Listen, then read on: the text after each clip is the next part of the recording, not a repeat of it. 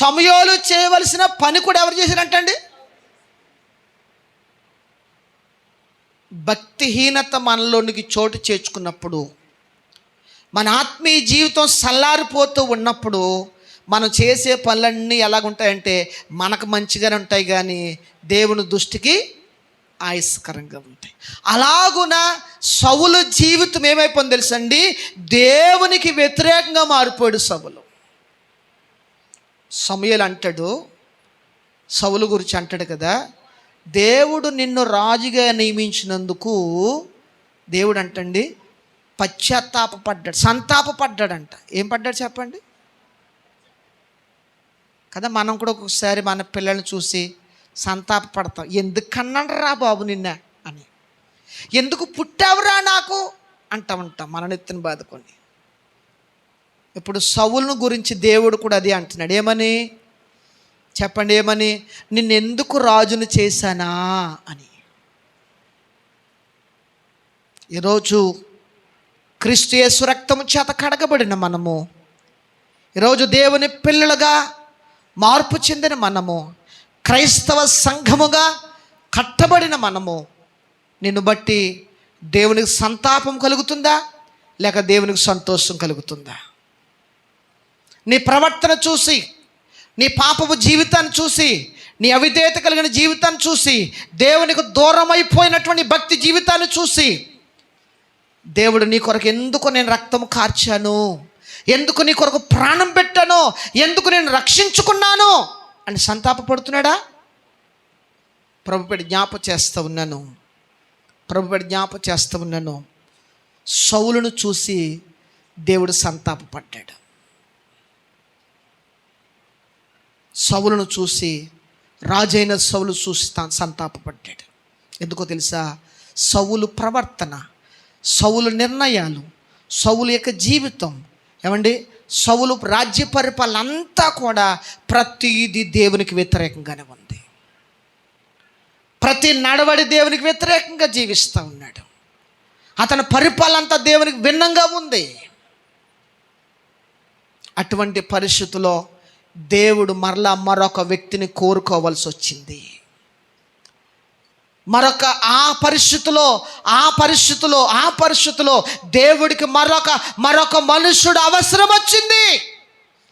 ఈరోజు ప్రభుపేట జ్ఞాపకం చేస్తూ ఉన్నాను.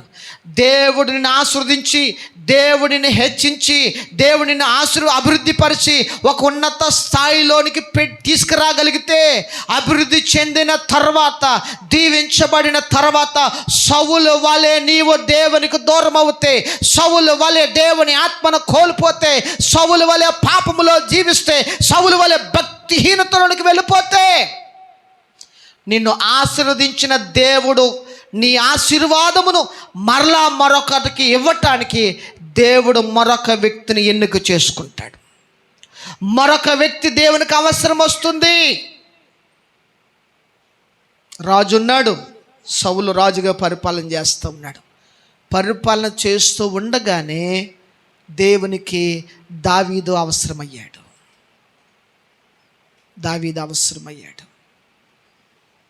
ప్రభుపేట జ్ఞాపకం చేస్తూ ఉన్నాను. ఎందుకు సౌలును దేవుడు తృణీకరించాడో తెలుసా? సౌలు యొక్క ప్రవర్తన, సౌలు యొక్క నిర్ణయాలు, సౌలు యొక్క పరిపాలన అంతా కూడా దేవునికి వ్యతిరేకంగా ఉంది.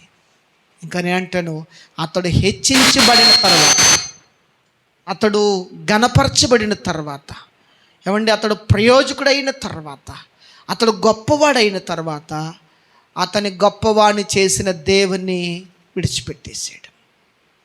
అతన్ని ఆశీర్వదించిన దేవుణ్ణి విడిచిపెట్టేశాడు. దేవునికి స్తోత్రం చెప్పుదాం. ఆమేన్, హల్లెలూయా. అప్పుడు ఈ 16వ అధ్యాయంలో దేవుడు మరలా సమూయేలుతో చెప్తున్నాడు, యెషయా ఇంటికి వెళ్ళు, యెషయా కుమారులలో నేను ఒకరిని రాజుగా నియమించబోతున్నాను.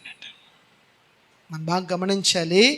సమూయేలుకి దేవుడు చెప్పినట్లుగానే మనకు తెలుసు, సమూయేలు ఎవరింటికి వచ్చాడంటండి?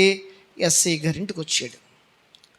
యెషయా గారింటికి వచ్చి యెషయా గారి కుమారులను ఒక్కొక్కరిని పిలుస్తూ ఉంటే మనకు తెలుసు.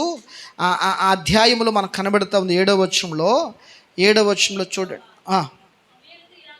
6వ వచనం చదువుదాం. వారు వచ్చినప్పుడు అతడు ఏలీయాబును చూసి, నిజముగా యెహోవా అభిషేకించువాడు ఆయన ఎదుట నిలిచి ఉన్నాడని అనుకొనెను. అయితే యెహోవా సమూయేలుతో ఇలాగూ సెలవిచ్చెను, అతని రూపమును అతని ఎత్తును లక్ష్య పెట్టకము. మనుషులు లక్ష్య పెట్టు వాటిని యెహోవా లక్ష్య పెట్టడు. నేను అతని త్రోసివేసి ఉన్నాను. దేవునికి స్తోత్రం చెప్పుదాం. ఏమంటాడు దేవుడు సమూయేలుతో అంటాడు, అయ్యా నువ్వు చూసిన వారందరినీ చూసి ఎర్రగా ఉన్నాడు, బుర్రగా ఉన్నాడు, ఎత్తుగా ఉన్నాడు, కిరీటం పెడితే అచ్చా రాజులాగే ఉంటాడు అనుకుని మనుషులు లక్ష్య పెట్టినట్లుగా నువ్వు మనుషులు పైరూపాన్ని చూడొద్దు. నేను పైరూపమును చూసేవాడను కాదు. ఎందుకంటే ఎందుకు ఈ మాట దేవుడు మాట్లాడుతున్నాడంటే, సమూయేలు ఏమండి ఎస్ఐ గారి కుమారులు వస్తూ ఉంటే ఒక్కొక్కరిని చూసే ఈడే, ఇతడే, అబ్బా ఎంత బాగున్నాడో అని మురిసిపోతున్నాడంట మనసులో. సమూయేలు గారు ఎస్ఐ గారు పెద్ద కుమారుడు వచ్చినప్పుడు మురిసిపోయాడంట, ఎర్రగా ఉన్నాడని, ఎత్తరగా ఉన్నాడని. ఏమండి అలాగ ఒక్కొక్క కుమారుడు సమూయేలు దగ్గరికి వస్తే చూసినప్పుడల్లా మురిసిపోయాడంట, చూసిన వాడిని అందరినీ. దేవునికి స్తోత్రం చెబుదాం కదా. మనం కూడా కొంతమందిని చూసి మురిసిపోతామంట, పైరూపాలు చూసి. అబ్బా ఎంత బాగున్నాడో, ఎంత ఎర్రగా ఉన్నాడో, ఎంత బుర్రగా ఉన్నాడో. యేసు రక్తం జై, ఆమేన్, హల్లెలూయా, హల్లెలూయా. ఏమండి చాలామంది ఆడపిల్లలు ఎర్రగా ఉన్నాడు, ఎంత పొడుగున్నాడు, ప్రభాసలాగా అని చెప్పి లెటర్ మీద లెటర్, మాసం మీద మాసం ఎస్ఎంఎస్లు పంపించేసి మొత్తం మీద లైన్లో పెట్టేశాడు. పెళ్లి చేసుకున్నా తెలిసింది అసలు రంగు. అప్పటికే 34 ఉన్నారు ఆడికి. ఈ అమ్మాయి 35 అమ్మాయి. ఎప్పుడు తెలిసింది? అది అన్నీ అయిపోయిన తర్వాత సవరం అయిపోయింది, వివరం వచ్చింది. చాలామంది పైరూపాన్ని చూస్తారు. ఈరోజు తల్లిదండ్రులు మనం కూడా గమనించాలి. అబ్బాయి కుర్రోడు ఎంత బాగున్నాడు, పిల్ల చూసి ఎంత ఎర్రగా ఉంది, ముక్కు చూసావు ఎంత పొడుగ్గా ఉంది. వెనకాల బ్యాక్గ్రౌండ్ కూడా చాలా మంచిదే, పర్లేదు, బాగా ఇస్తారు అని పైరూపాన్ని చూసి మన పిల్లలకి పనికిమాలను తీసుకొచ్చి పెళ్లి చేసేస్తున్నాం. ఎప్పుడు తెలుస్తుంది చెప్పండి? ఎప్పుడు తెలుస్తుంది? నేను పొద్దుట విన్నాను, యేసు రక్తం చేయి, ఆ మారత్ తల్లి భర్తనట్టు కోసేస్తుంది అంటాం రోజుని. ఎక్కడైనా భర్త భార్యను కొడతాం చూసాం. మీరు అదృష్టవంతులు, దేవునికి స్తోత్రం. భర్త భార్యను కొడతాం చూసాం. నేను పొద్దుట విన్నాను, భార్య భర్తను కొడుతుందంట. ఏం చేస్తావు? తట్టుకోలేక ఇల్లు ఉడిచిపెట్టి పారిపోయాడు అంతే. నేను అబద్ధం చెప్పట్లేదండి, సుమన్ టీవీ చూడండి, ఇంటర్వ్యూలు దొరుకుతుంది అది. ఏమండి ఎప్పుడు తెలుస్తుంది అది? కాబట్టి పైరూపాన్ని చూడకండి. ఈ సమూయేలు ఈ 6 కుమారులు పైరూపాన్ని చూసి, అబ్బా భుజాలు ఎంత బాగున్నాయి, అబ్బాయి ఎంత పొడుగ్గా ఉన్నాడు, ఎంత బలంగా ఉన్నాడు, నిజంగా ఇతని మీద కిరీటం పెడితే అచ్చా రాజులాగే ఉంటాడు అనుకున్నాడు ఈయన. అప్పుడు దేవుడు అంటాడు కదా, పైరూపమును లక్ష్య పెట్టేవాడును కాదు, పైరూపాన్ని చూడొద్దు. అక్కడ అంటాడు తర్వాత మాటలో, ఆ 7వ అధ్యాయంలో, మనుషుల పైరూపం లక్ష్య పెట్టుదురు కానీ యెహోవా చెప్పండి హృదయమును లక్ష్య పెట్టువాడు. దేవునికి స్తోత్రం చెప్పుదాం, దేవునికి స్తోత్రం చెప్పుదాం. హృదయాన్ని లక్ష్య పెట్టేవాడు దేవుడు, హృదయాంతరంగాను పరిశీలన చేసేవాడు. ఆమేన్, హల్లెలూయా. అందుకొరకే హృదయాన్ని లక్ష్య పెట్టేవాడు. కాబట్టి 6 కుమారులు వచ్చారు, ఎస్ఐ గారి కుమారులు సమూయేలు గారి దగ్గరికి. సమూయేలు దేవుడు అంటాడు కదా, ఈడు కాదు పక్కకి గెంటాయి, ఈడు కాదు పక్కకి గెంటాయి, ఈడు అసలే ఉపయోగం లేదు అన్నాడు. ఒక్కొక్కరు వస్తుంటే మొత్తం కుమారులు అందరూ వచ్చేసారండి, అందరూ వచ్చేసారు. ఏమండి ఎవ్వరూ కూడా దేవుడు ఏర్పరచుకోలేదు. సమూయేలు అనుకున్నాడు, ఈడు గెంటేసినా కానీ ఈడు తప్పకుండా వచ్చేస్తాడు, ఈడు దేవుడు ఏర్పరచుకుంటా అని ఒక్కొక్కరిని చూసినప్పుడు వాళ్ళు అనుకుంటున్నాడు. చివరికి మొత్తం కుమారులందరూ వచ్చేసరికి ఖాళీ అయిపోయారు. అక్కడ ఇంట్లో కుమారులందరూ లైన్లో నుంచున్నారు. ఎస్ఐ గారి కుమారులు లైన్ అంతా ఖాళీ అయిపోయింది, ఎవడు లేడు. సమయలకి ఏం చేయాలి అర్థం కావట్లేదు, బొరగొక్కున్నాడు నాలేగా. అప్పుడు అడిగాడు ధైర్యం చేసి, అయ్యా ఎస్ఐ గారు ఏమనుకోనంటే మాట చెప్తాను, ఒకటి అడుగుతాను చెప్తాను. చెప్పండి అని. నీ కొడుకులు ఇంతమంది అయినా ఎవడైనా ఉన్నాడా అంటే, అప్పుడు ఎస్ఐ అంటాడు కదా, ఉన్నాడు ఒకడు కడసారిపోవాడు, వాడు అరణ్యములో గొర్రెలను కాచుకొనుచున్నవాడు. అరణ్యములో ఉన్నాడు కడసారిపోవాడు, వాడు గొర్రెలు కాచుకుంటాక తప్పక దేనికి. బహుశా అనుకున్నాను సమయాలు కూడా గొర్రెలు కాసుకునేవాడిని దేవుడు ఏమి ఏర్పరచుకుంటాడు, రాజుకేం పని చేస్తాడు.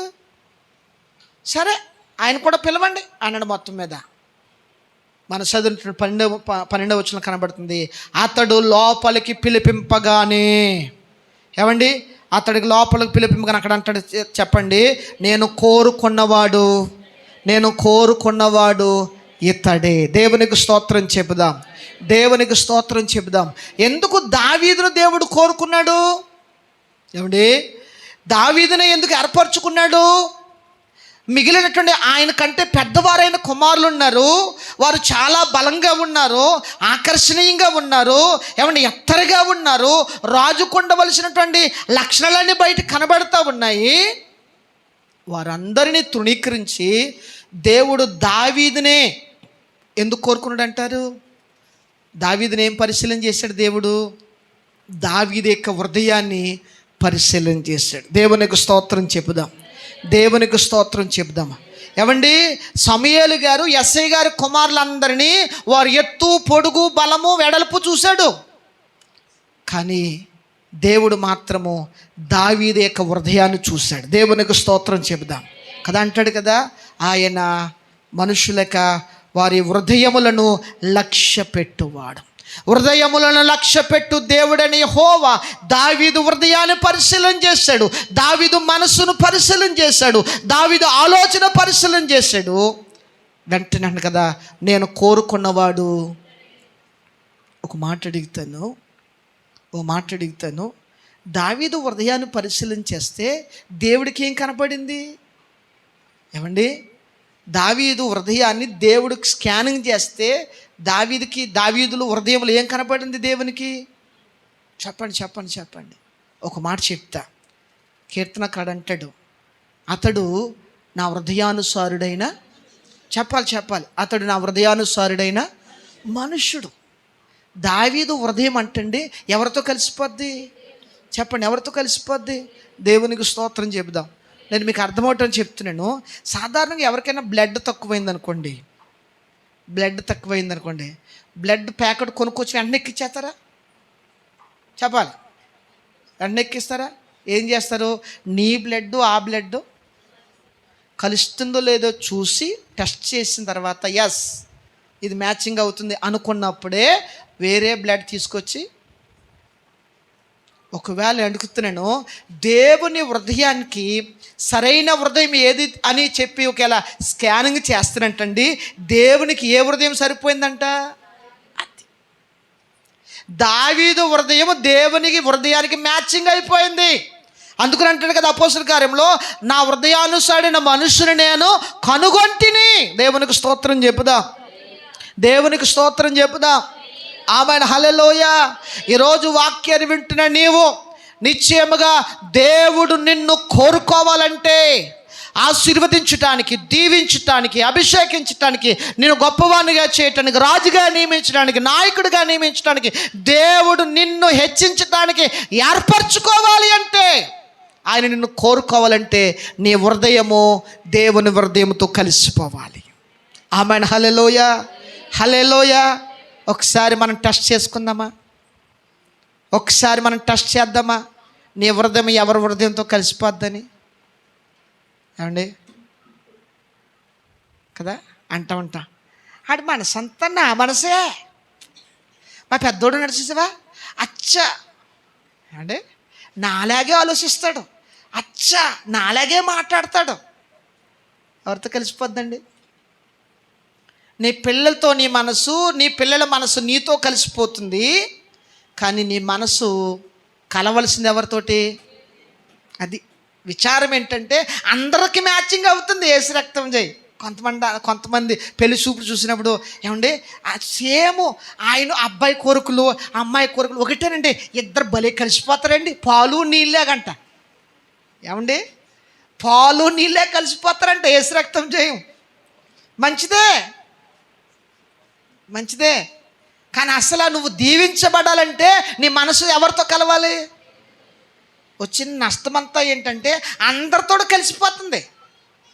ఏమండి ఆ మధ్యకాలంలో వైజాగ్లో ఓ తల్లిని పట్టుకున్నారు. ఆమె అంటే ఇప్పటికి 18 వివాహాలు చేసుకుందంట. ఏమండి 18 వివాహాలు, అందరితో కలిసిపోయింది. పెళ్లి చేసుకున్న ప్రతి పురుషులతో కలిసిపోయింది.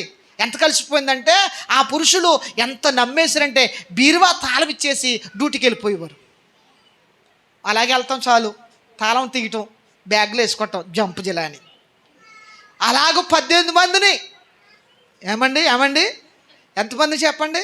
ఇదేంటో కానీ ఆమె మనసు 18 మంది పురుషులతో కలిసిపోయింది. ఆమె 18 మంది పురుషుల మనసును దోసేసుకుంది. ఈమె దేవునికి స్తోత్రం చెప్దాం. మనసు దోచుకోవటమే కాదు, ఆస్తి కూడా దోసేసుకుంది. నేను అంటున్నాను పిల్లరా, నువ్వెంత మందితో నీ మనసు కలిసినా కానీ ప్రధానమైనది నీ మనసు దేవునితో కలవాలి. ఆమెను చెప్పలేదు ఎవరు. ఈరోజు మనం టెస్ట్ చేసుకోవాలి, నీ మనసు దేవుని మనసు ఒకటేనా? నీ హృదయము దేవుని హృదయం ఒకటేనా? నీ ఆలోచన దేవుని ఆలోచన ఒకటేనా? నీ నడవడి దేవుని మనసు ఒకటేనా?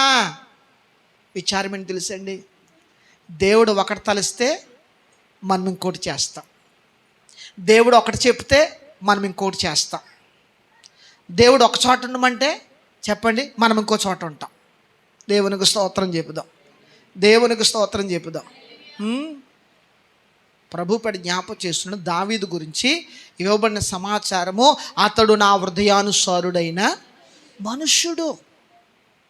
అందుకొరకే హృదయాన్ని పరిశీలన చేసే దేవుడు, హృదయమును లక్ష్య పెట్టే దేవుడు దావీదును చూడగానే, దావీదు ఇంట్లోకి రాగానే అంటాడు కదా, నేను కోరుకున్నవాడు ఇతడే. ఆమేన్, హల్లెలూయా. ఈరోజు ప్రభుపేట జ్ఞాపకం చేస్తూ ఉన్నాను, నిశ్చయముగా దావీదు వలె దేవుని మనస్సుతో నీ మనస్సు కలిస్తే, దావీదు వలె దేవుని హృదయముతో నీ హృదయము కలిస్తే, దావీదును కోరుకున్న దేవుడు నిన్ను కూడా కోరుకొనును గాక.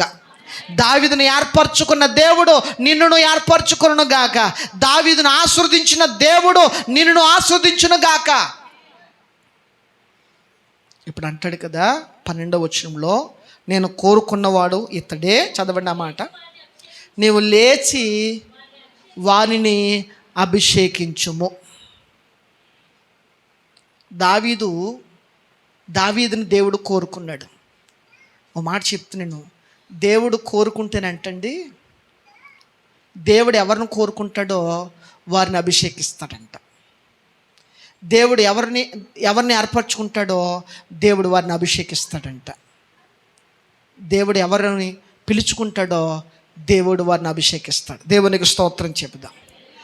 చేపలు పట్టే పేతురు గారిని పిలిచాడు దేవుడు. ఏమండి, చేపలు పట్టే పేతురుని పిలిచాడు దేవుడు. చేపలు అమ్ముకున్న యోహాను యాకోబులు పిలిచాడు దేవుడు. పిలిచిన వారిని దేవుడు అభిషేకించాడా లేదా? వారిని అభిషేకించాడు. దేవునికి స్తోత్రం చెబుదాం. వారికి అధికారం ఇచ్చి దెయ్యముల మీదను, దురాత్మల మీదను, రోగముల మీదను అధికారం ఇచ్చి వారిని పంపించాడంట. ఎందుకు ఈ మాట చెప్పింది తెలుసా? దేవుడు ఎవరినైతే కోరుకుంటాడో దేవుడు వారిని అభిషేకిస్తాడు. ఆమేన్, హల్లెలూయా, హల్లెలూయా. దేవుడు ఎవరిని అభిషేకిస్తాడో వారిని దేవుడు కోరుకుంటాడు. కోరుకున్న వారిని దేవుడు అభిషేకిస్తాడు. ఈరోజు ప్రభుపేట జ్ఞాపకం చేస్తూ ఉన్నాను, ప్రార్థన చేద్దాం. దేవా, నీవు కోరుకునే వ్యక్తిగా నన్ను మార్చుకోండి నాయన. మందిరానికి వస్తున్న మనము దేవుని కోరుకున్న వ్యక్తిగా, కోరుకోదగిన వ్యక్తిగా మనం లేకపోతే దేవుని అభిషేకం మన మీదకి రాదు. గొర్రెల కాపరిగా ఉన్న దావీదును దేవుడు అభిషేకించాడు. అభిషేకించబడిన తర్వాత దావీదులోకి వచ్చిన ఒక 2 లక్షణాలు నేను మీకు జ్ఞాపకం చేసి ముందుకు వెళ్తాను. దేవునికి స్తోత్రం చెబుదాం. చూడండి 13వ వచనం. సమూయేలు తైలపు కొమ్మును తీసి వారి సహోదరుల ఎదుట వానికి అభిషేకము చేసిన నాటి నుండి యెహోవా ఆత్మ దావీదు మీదకి బలముగా దిగి వచ్చింది. దేవునికి స్తోత్రం చెబుదాం, దేవునికి స్తోత్రం చెబుదాం. దావీదు మీదకి దేవుని అభిషేకం ఎలాగొచ్చిందంటండి? బలముగా దిగి వచ్చాను. దేవునికి స్తోత్రం చెబుదాం. నిత్యముగా ప్రభుపేట జ్ఞాపకం చేస్తూ ఉన్నాను. దేవుడు కోరుకుంటే దేవుడు అభిషేకిస్తాడు. ఏం చేస్తాడు చెప్పండి? దేవుడు కోరుకున్న వారిని అభిషేకిస్తాడు. ఆయన అభిషేకిస్తే నువ్వేమవుతుందో తెలుసా? అభిషేకము పొందిన మనము బలవంతులుగా ఉంటాం. ఆమెన్, హల్లెలూయా.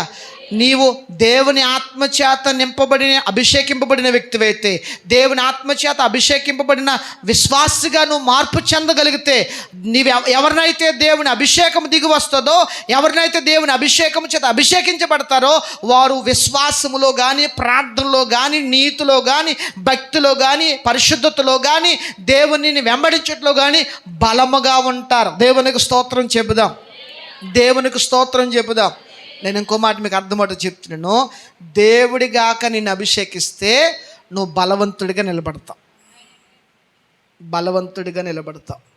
ప్రతి చిన్నదానికి టెంప్ట్ అయిపోవు, ప్రతి చిన్న ఆశకు విశ్వాసాన్ని కోల్పో, ప్రతి చిన్న బలహీనతకు భక్తిని కోల్పో.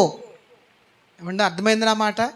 మనలో క్రైస్తవుల్లో ఉన్న మన బలహీనత ఏమిటంటే, మనం ఎంత బలవంతులం అంటే, ఏమండి చెప్పండి పిల్లరా, ఎంత ప్రార్థన పరులమైనా సరే, ఎంత భక్తి పరులమైనా సరే, ఏమండి ఎంత ఆత్మపూర్లుగా ఉంటున్నా సరే, బయటికి వెళ్తూ ఉన్నప్పుడు నల్లని ఆకారం ఏదైనా కనిపించిందంటే చాలు, ఏమండి 104 డిగ్రీల జ్వరం వచ్చేది మనకి. ఎవరికి చెప్పండి? ఎవరికి? మనకే. దేవునికి స్తోత్రం చెప్పండి, దేవునికి స్తోత్రం చెప్పండి. సరే, రెండు చేతుల పైకి దేవునికి స్తోత్రం చెప్దామండి. పురుషులు అందరూ సరే ఒక్కరొక్కరు షేక్ హ్యాండ్ ఇచ్చుకోండి. ప్రైజ్లో చెప్పండి గట్టిగా. ఇది ఎలాగొంది తెలుసా? ఏది ఎలా పట్టుకున్నట్టుంది. ఓపండి గట్టిగా, ఊపితే పక్క వాళ్ళు ఉన్న పావాలు దెబ్బరండి. దేవునికి స్తోత్రం చెబుదాం. ఆమేన్, హల్లెలూయా, హల్లెలూయా. మందిరానికి వస్తాం, బాగా ప్రార్థన చేస్తాం, అబ్బా పాట పాడతాం, చాలా గంభీరంగా పాట పాడతాం. ఇంట్లోంచి బయటకు రావడానికి ఎంత భయమో. ఊర్లో ఎవరైనా చనిపోతే యేసు రక్తం 6 గంటలకు తలుపులు వేసేస్తాం. ఏమండి, ఏమండి ఊర్లో ఎవరైనా చనిపోతే ఎన్ని గంటలకు చెప్పండి? సందలాడక ముందు తలుపులేసి రాకూడదు, తిరగకూడదు, యేసు రక్తం. నువ్వు రావు, బయటకు రానివి ఎవరు? నేను ఎవరిల్లు చెప్పండి? ఎవరిల్లు? క్రైస్తవులు. ఎంత విశ్వాసం అంటే, ఎంత బలహీనం అంటే, ప్రతి చిన్నదానికి భయపడిపోతాం.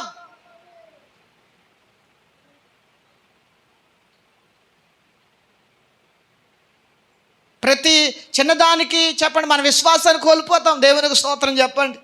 ఆమేన్, హల్లెలూయా, హల్లెలూయా. ఏంటో అమంతగా చెట్టు ఎండిపోయింది తోటలోను. ఏమెండిపోయింది చెప్పండి? అమంతగా చెట్టు ఎండిపోయింది. అబ్బాబ్బా అలాగా జరగకూడదు, అది అలా జరగకూడదు. చెట్టు ఎండిపోయిందని మొత్తం మీద ఏదో జరుగుతుంది, ఇంట్లో నీ పెరట్లో ఏదో జరుగుతుంది అని ఆ ఎల్లయ్య పుల్లయ్య చెప్తూ ఉంటారు వచ్చి. నువ్వు చూసుకో, నువ్వు ప్రార్థనాపరురాలువే, మంచి విశ్వాసవే, కానీ ఎప్పుడైతే ఈ మాట విన్నావో, ఎప్పుడైతే చెట్టు ఎండిపోయిందో వెంటనే అక్కడికి వెళ్ళిపోతావు చెప్పండి. బలహీనులు, బలహీనులు. ఒక మాట అంటాను, అభిషేకించబడితే నువ్వు బలవంతుడు అవుతావు. ఆమేన్, హల్లెలూయా. నువ్వు అభిషేకించబడితే సాతాన్ని ఎదిరించే బలవంతుడు అవుతావు. నువ్వు అభిషేకించబడితే ప్రతి శోధను ఎదిరించగలిగిన బలవంతుడు, ప్రార్థనపరుడు అవుతావు. దేవునికి స్తోత్రం చెప్పుదాం. దేవుని ఆత్మ ఆయన మీద కలగొచ్చి చెప్పండి, బలముగా దిగి వచ్చింది. దేవునికి స్తోత్రం చెప్పుదాం. ఆమేన్, హల్లెలూయా, హల్లెలూయా. అందుకనే దావీదు జీవితాన్ని పరిశీలన చేయగలిగితే పిల్లరా, దావీదుకు వచ్చిన శ్రమలు అన్ని శ్రమలు కాదు. దావీదుకు వచ్చిన శోధనలు ఇంత అంత శోధన కాదు. దావీదు మీద మోపబడిన నిందలు చిన్న పెద్ద నిందలు కాదండి. భయంకరమైన శ్రమలు వచ్చినా కానీ అతడు ఎప్పుడు కూడా చెప్పండి తన విశ్వాసాన్ని కోల్పోలేదు. ఆయన అంట కదా, ఆయనే నా రక్షణ దుర్గం, ఆయనే నా కోట, ఏమండి ఆయన నా ఆశ్రయము, కాబట్టి నేను అంతగా కదిలించబడను. ఎందుకో తెలుసా? దావీదుకున్న నిరీక్షణ ఏంటో తెలుసండి? నేను అభిషేకించబడిన ఆత్మ నన్ను బలపరిచే ఆత్మ. ఆమెన్. హల్లెలూయా, హల్లెలూయా. నిశ్చయంగా పిల్లరా, దేవుడు కోరుకుంటే అభిషేకిస్తాడు, అభిషేకించబడితే నువ్వు బలవంతుడు అవుతావు. ఆమెన్. హల్లెలూయా. మరొక మాట చెప్పి నేను ముగిస్తాను పిల్ల. చూడండి, అదే అధ్యాయంలో కింద వచనం కనబడుతుంది, 14వ వచనంలో, యెహోవా ఆత్మ సౌలును విడిచిపోయి యెహోవా యొద్ద నుండి దురాత్మ ఒకటి వచ్చి అతని వెరిపింపగా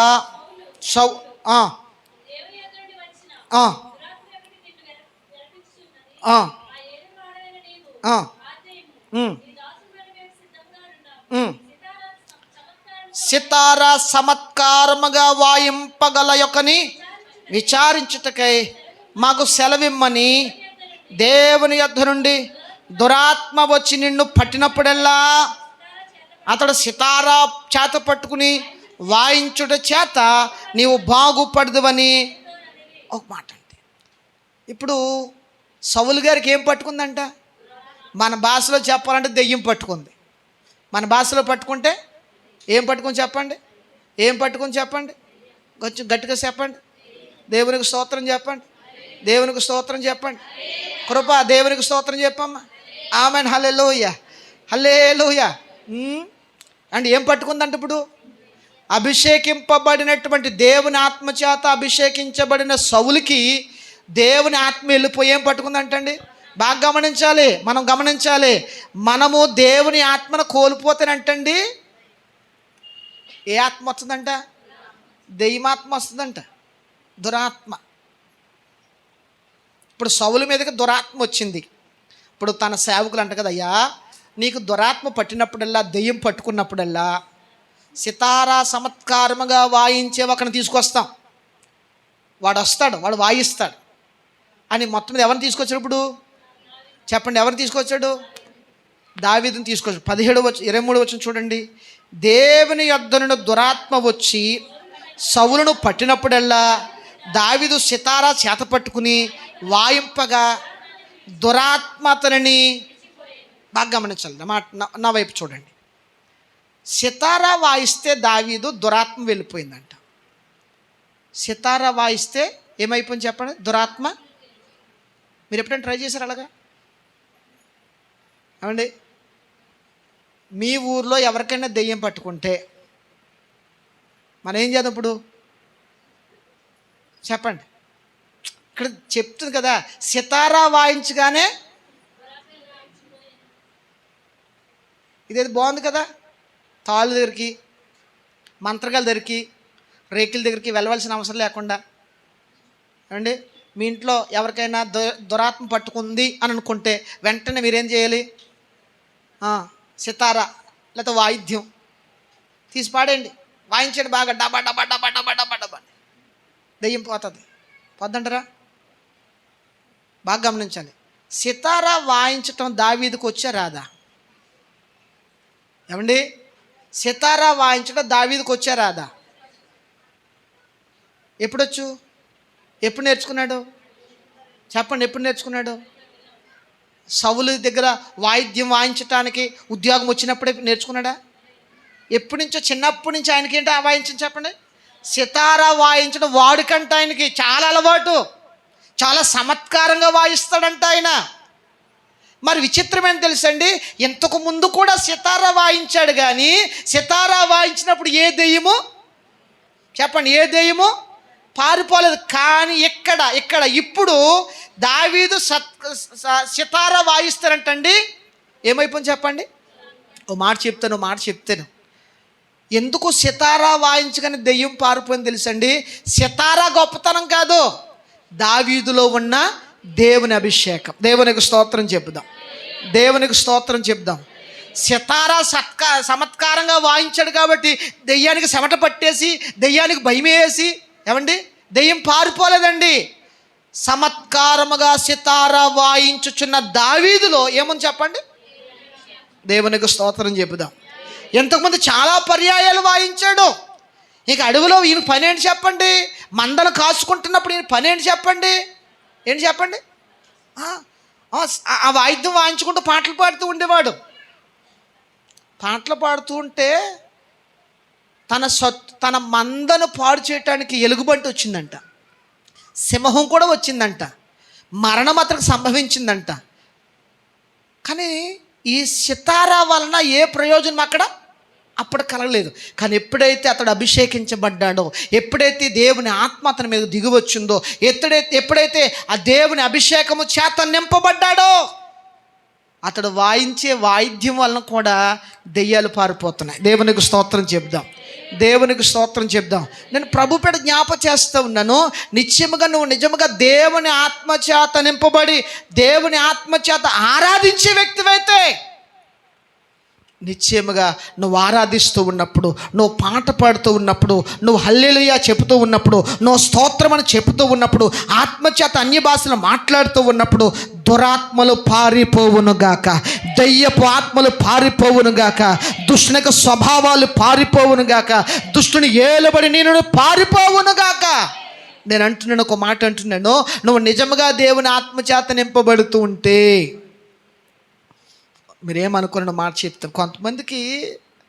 కొంతమందికి స్నానం చేస్తాక బాత్రూంలోకి వెళ్ళిన తర్వాత కరెంట్ పోయింది అనుకోండి, చెప్పాలి ఏం చేస్తారు? పెద్ద కేకమ్మా. ఎందుకు? ఏమండి, కరెంట్ పోయింది అనుకోండి, డోర్ తీసుకుని వచ్చేయచ్చు కదా, డ్రెస్ చేంజ్ చేసుకుని. రాము ఎందుకు తెలుసా? డోర్ తీసిన దాకుండా డోర్ ముందు మళ్ళీ డోర్ కాడికి రావాలి, ఎవరొకరు, అమ్మ రావాలి, అన్న రావాలి, చెల్లి రావాలి, తమ్ముడు రావాలి.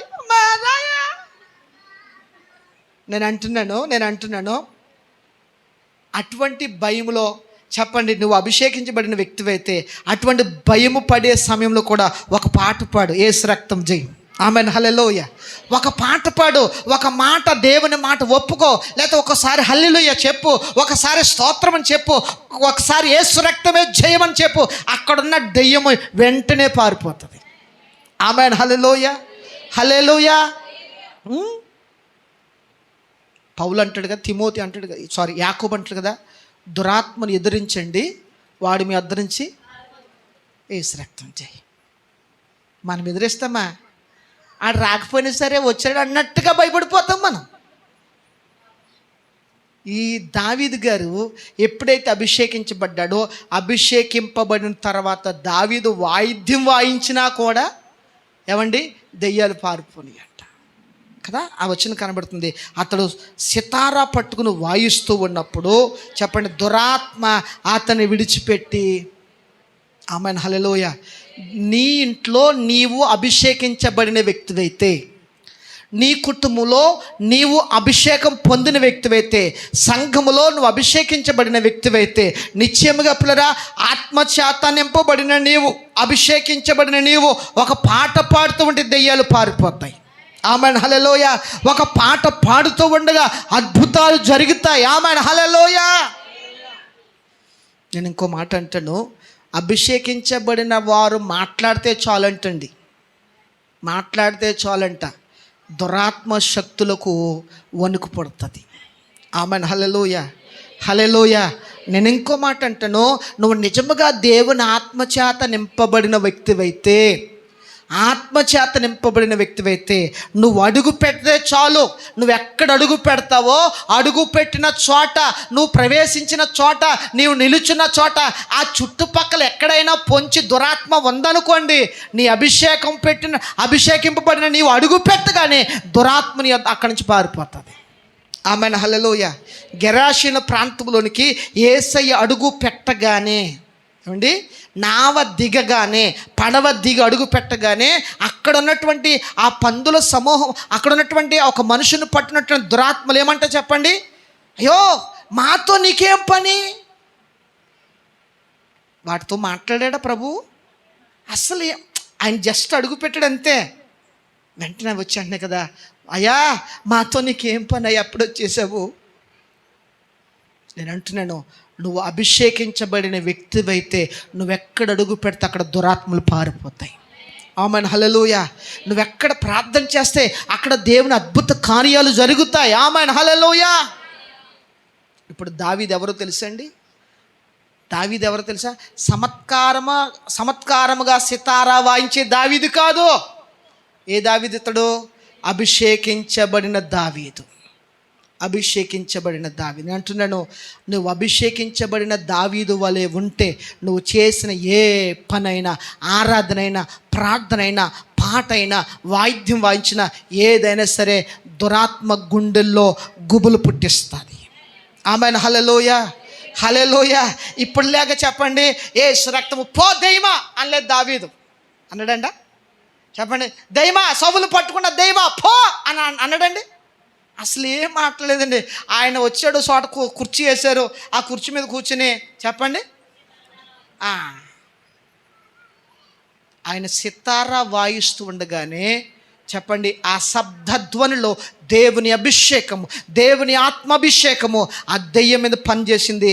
సౌలును పట్టుకున్న దెయ్యం ఏమైపోయింది చెప్పండి? ఆమెన్, హల్లెలూయా, హల్లెలూయా. ప్రభుపేట జ్ఞాపకం చేస్తూ ఉన్నాను, నీవు అభిషేకించబడిన వ్యక్తివైతే, దేవుని ఆత్మపూర్ణుడిగా, ఆత్మపూర్ణురాలుగా నువ్వు మార్చబడగలిగితే, నువ్వు నోటంటూ వచ్చే ప్రతి మాట నీ ఇంట్లో దెయ్యాలకు గుబులు పుట్టిస్తుంది. ఆమెన్, హల్లెలూయా. నీ ఇంటి మీద ఏలుబడి చేసే దురాత్మ శక్తులకు భయము పుట్టిస్తుంది. ఆమెన్, హల్లెలూయా. నేను అనుకుంటున్నాను, నీ కుటుంబంలో నీవు అభిషేకింపబడిన వ్యక్తివైతే నీ ఇంటి దరిదాపులకు కూడా దెయ్యం రాదు. చెప్పలేదు కొంతమంది ఆమెనని.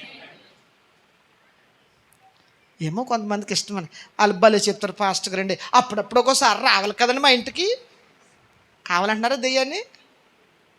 ఏమండి, మౌనంగా ఉన్నారు. దెయ్యం రావటం మంచిదా?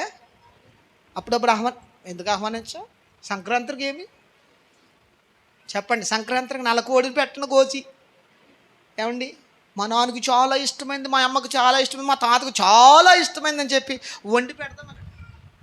ఎవరు వస్తారు చెప్పండి? ఎవరు వస్తారు చెప్పండి? నిజంగా మనం ఎవరికైతే పెట్టాం వాళ్ళు వస్తారా? ఏమండి, పెద్దరాజు గారు, తిమోతి గారు, ఒకసారి చూద్దాం. ఇప్పుడు సంక్రాంతికి ఓ మంచి 4 కోడి పెట్టను కోసి ఇంటికాడ పెట్టండి, అమ్మ వస్తుందేమో. ఏం పేరు? అమ్మగారి పేరు ఏం పేరు? వస్తారని చూద్దాం. వస్తారా? రారు. ఎవరు వస్తారు మరి చెప్పండి? ఎవరు వస్తారు? నువ్వు 4 కోడిని కొయ్యగానే, ఏమండి, నైవేద్యం కింద పెట్టగానే చెప్పండి, ఆకాశ మండలం దురాత్మల సమూహము, ఓహో వీళ్ళు కూడా మాదే. తిమోతి గారు అలాగే పెట్టారా? ఎవరు వస్తారు చెప్పండి? తిమోతి గారు కూడా, ఇల్లు కూడా మాదే అనుకుంటా. ఎంత అయ్యి వస్తాయి, టెస్ట్ వేసేస్తాయి అంతే. ఈరోజు మనం చేసే పని అదే. నేను ప్రభుపేట జ్ఞాపకం చేస్తూ ఉన్నాను, మనం అభిషక్తులమైతే, అభిషేకింపబడిన వారమైతే, ఆత్మపూర్ణులుగా మనం మార్చబడగలిగితే నిశ్చయముగా నేను చూడగానే దురాత్మలు పారిపోతాయి. ఆమెన్, హల్లెలూయా, హల్లెలూయా. ప్రభుపేట జ్ఞాపకం చేస్తూ ఉన్నాను, దావీదు ఇప్పుడు ఏమైపోయి తెలుసండి? అభిషక్తుడైన దావీదు అయిపోయాడు. దేవుడు కోరుకున్నాడు. ఎందుకు కోరుకున్నాడు దావీదుని? చెప్పాలి. దావీదుని దేవుడు ఎందుకు కోరుకున్నాడు? చెప్పాలి. దావీదుని కోరుకోవటం ప్రధానమైన లక్షణము, దావీదు హృదయమును దేవుని హృదయమును ఒకటే. దావీదు ఇంట్లోకి రాగానే దేవుడు దావీదు ఎంత పొడుగ్గా ఉన్నాడా, ఎంత బాగా ఉన్నాడా, ఇవేమి ఆలోచించాలి. ఏం చూశాడు చెప్పండి? దావీదు హృదయాన్ని చూశాడు. దావీదు హృదయాన్ని చూడగానే అర్థమైపోయింది, ఇతడి హృదయము నా హృదయముతో కలిసిపోతుంది. వెంటనే అంటుంది కదా, ఇతడే నేను కోరుకున్నవాడు, నీవు ఇతడిని అభిషేకించు. దేవునికి స్తోత్రం చెప్దాం. ఈరోజు ప్రభుపేట జ్ఞాపకం చేస్తున్నాను, నీ హృదయము దేవునితో కలిసిపోతే, నువ్వు దేవుడు కోరుకున్న వ్యక్తిగా, కోరుకోగలిగిన వ్యక్తిగా నువ్వు మార్పు చెందగలిగితే, ఆయన నిన్ను అభిషేకిస్తాడు. ఏం చేస్తాడు చెప్పండి? అభిషేకిస్తాడు. అభిషేకించబడితే, దేవుని చేత అభిషేకించబడితే మొట్టమొదటి ఏం కలుగుతుంది? బలవంతులం అవుతాం.